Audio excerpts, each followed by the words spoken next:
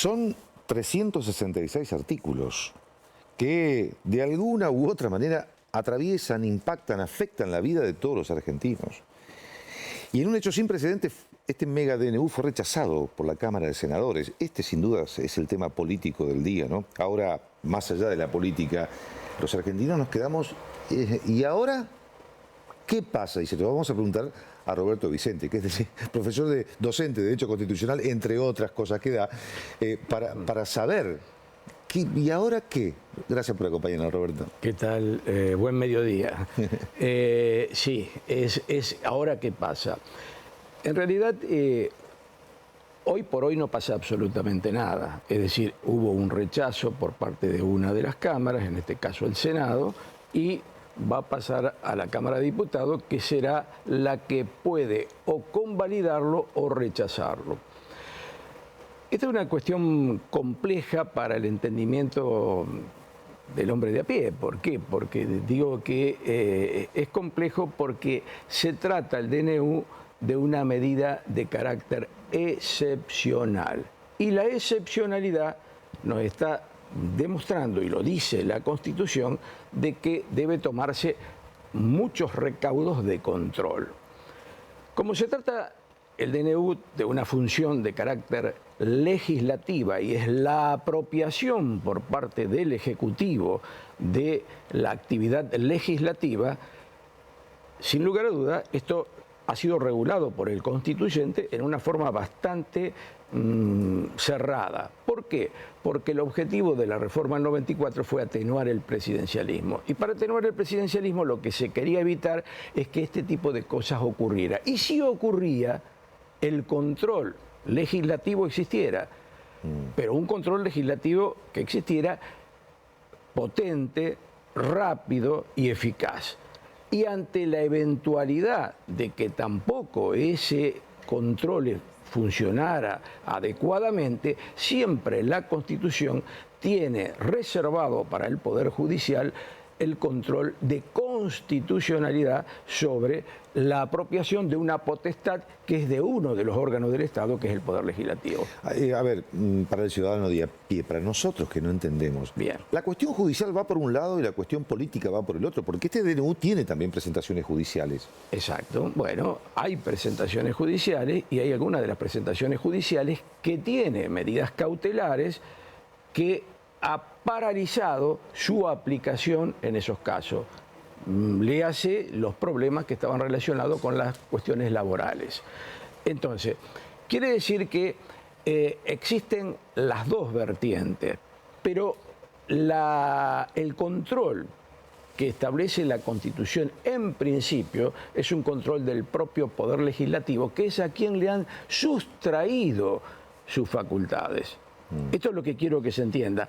Es decir, decreto de necesidad y urgencia apunta a qué? Detraer de la potestad legislativa y utilizarla el Poder Ejecutivo. Para eso, el Constituyente también ha establecido, hay 4 materias que no puede legislar, que son... Sí, esa la sabemos, la estuvo comentando un especialista aquí. Bien. Tema laboral, por ejemplo. Ahora bien, el DNU...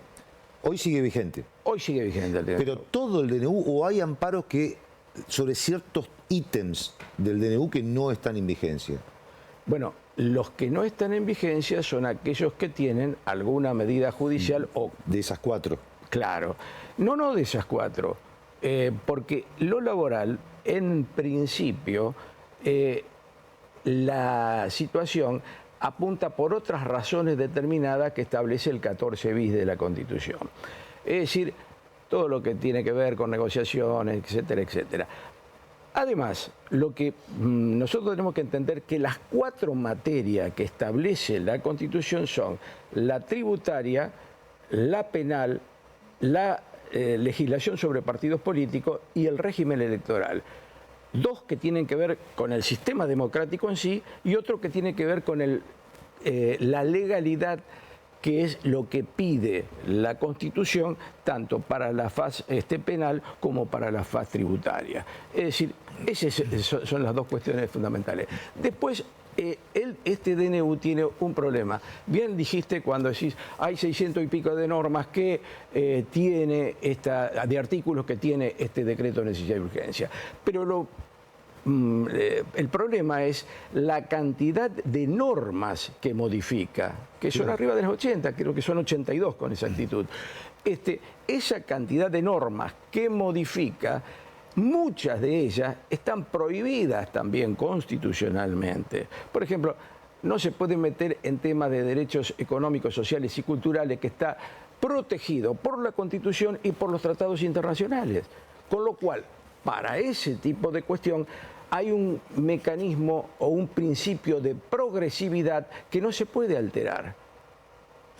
Bien, ahora vamos al tema de ciertos artículos del DNU, pero digo, a nivel práctico, bueno, ahora está en vigencia porque tiene que ver, ahora pasa a diputados. Pasa a diputados. Donde ya Unión por la Patria no tiene una mayoría tan clara, digamos. Ahí, bueno, habrá que esperar, pero ¿cómo son los tiempos? O sea, a ver, el DNU va a quedar sin efecto si lo rechazan ambas cámaras. Si lo rechazan ambas cámaras. Bueno, este es un tema que también tiene otras aristas. Es decir, ¿por qué?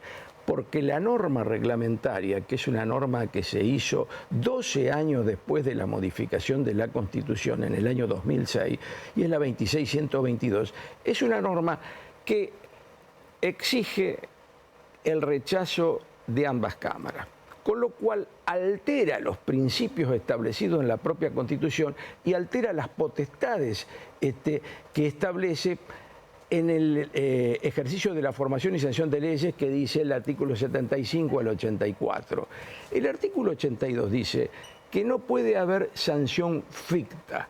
Esto trae como consecuencia que tiene que ser expresamente rechazada. Y si no lo es, y si es rechazada por una de las cámaras, nos está llevando al procedimiento legislativo plano, que dice que siempre deben aprobarse por ambas cámaras. Es decir, para que un proyecto de ley pueda convertirse en ley, pueda ser sancionado por las cámaras, tiene que haber sido aprobado por ambas cámaras. Y para que un DNU se derogue, tiene que ser rechazado por ambas cámaras.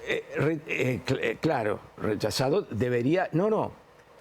El rechazo de una de las cámaras, pero el sostenimiento por una de ellas, permitiría mantenerlo en vigencia, con lo cual le está exigiendo más de lo que se le exige a un proyecto de ley. Roberto, usted explíqueme como si yo fuera un alumno de 5 años. Le explico si diputado lo rechaza, supongamos que se reúnen la semana que viene y lo rechazan, ¿queda sin efecto el DNU? Si lo rechaza, queda sin efecto el DNU. Pero si no lo rechaza, mantiene su efecto. Con lo cual es un contrasentido, porque ¿qué estaríamos discutiendo? El problema de la sanción ficta, que fue uno de los artículos impuestos por el convencional Raúl Alfonsín en su momento, pensando fundamentalmente en alguna travesura que se pudiera hacer para poder legislar en contradicción con lo que piensa el Congreso. Entonces, es una forma de sortearlo. ¿Y si no se expide la Cámara? Si empieza a pasar el tiempo, se empieza a pasar el tiempo, va a pasar como ha pasado como muchos DNU que no han sido tratados por las cámaras y quedan en vigencia. El problema es el siguiente: el hecho de que el DNU ha sido publicado, desde que se publica o desde los 8 días, según el caso, como ha ocurrido con este del 70 del 23, ¿qué significa? A partir de ahí empieza a tener efectos. Mientras las dos cámaras no se expresen en contra, ese DNU se mantiene. ¿Hay plazos, Roberto? O sea, ¿hay plazos para que la Cámara de Diputados diga sí, no, se expida? La Constitución en el 99, inciso tercero, establece 2 plazos clarísimos. Uno de ellos es: la Comisión Bicameral Permanente debe receptarlo dentro de los 10 días que lo emitió el Poder Ejecutivo. Es decir, el jefe de gabinete tiene la obligación dentro de los 10 días de enviarlo a la Comisión Bicameral Permanente. Comisión Bicameral Permanente significa que esa comisión está los 365 días del año funcionando. ¿Para qué es esto? Precisamente para evitar que se pueda sortear el Poder Legislativo. dentro de los 10 días de que le llegó, debe dictaminar, eso lo dice la Constitución. Pero no dictaminó. Pero no lo dice, eso lo dice la Constitución, pero no lo dice la ley. Con lo cual hay una omisión legislativa muy fuerte, muy fuerte. Segunda cuestión, el Poder Legislativo y esa comisión bicameral tiene obligaciones. Pero hasta la propia ley le establece que las cámaras se pueden abocar ante la inacción de la comisión bicameral. Con lo cual, este pedido que se hizo en la Cámara de Senadores es un pedido que habilitaba, porque la propia Constitución se lo establecía. Claro, ahora podría ser exactamente lo mismo si hubiera alguna demora la Cámara de Diputados. Dos cortitas. Esto puede llegar a, alguno lo planteó, ¿puede llegar a ser un plebiscito? ¿Puede llegar el presidente a plantear un plebiscito con este DNU? Bueno, a ver, hay dos cuestiones claves para tener en cuenta. El plebiscito es otra institución creada en el 94 con un objetivo también de achicar las potestades. Con lo cual, primero y principal, ¿se puede plebiscitar algo que no se tiene certeza de cuántos temas hay adentro por sí o por no? ¿Yo puedo votar 600 y pico de artículos por sí o por no? Siendo un técnico, yo creo que no. Creo que no. Se entiende el punto. Entonces, el sistema jurídico impide ese tipo de cuestiones. Y para eso está el Congreso, porque el Congreso es un órgano deliberativo. Y el órgano deliberativo, por excelencia, es donde se expresan las voluntades o las distintas voluntades del tejido social. Esta es la clave. Y ahí tiene una particularidad importante. La importancia que tendrían los partidos políticos de funcionar de acuerdo a los criterios fijados también por cada uno de los partidos políticos, inclusive hasta en discusiones y en diáspora entre los mismos partidos políticos. Roberto, no quiero que me quede afuera lo diario, lo cotidiano. Si la Cámara de Diputados lo trata y lo rechaza, el DNU se deroga. Ahora, ¿qué pasa, por ejemplo, con los contratos de alquiler que se hicieron ahora? ¿Con los derechos adquiridos se mantienen? Los derechos adquiridos se mantienen, es decir, eso no va a alterar los derechos adquiridos durante el tiempo claro, porque si no traería un caos jurídico. Claro. Es decir, si hay contratos de alquileres, si hay alguna otra contratación que se ha efectuado precisamente por las derogaciones que se produjeron, etcétera, etcétera, esas podrán ser revisadas, pero no podrán quedar sin efecto. Es decir, esos derechos van a quedar vigentes. Pero quiero decir algo que me parece que es muy importante.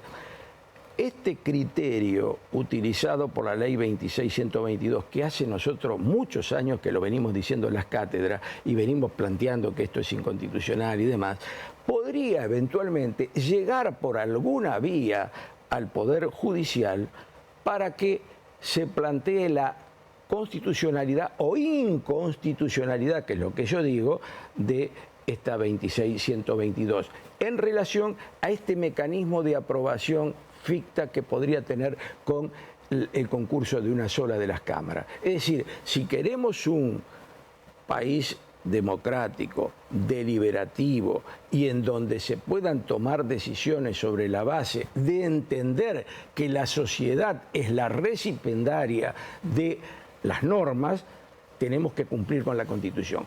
Y la Constitución es la carta de navegación, decía Alberdi, de los pueblos.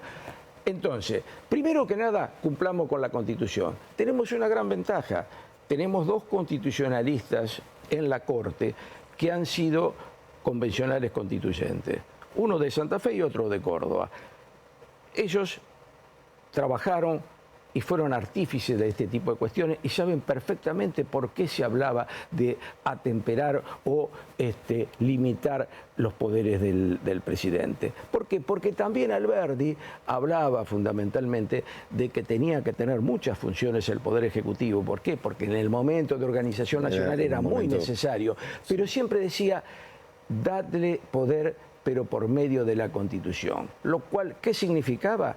Que no se podía salir de ese esquema.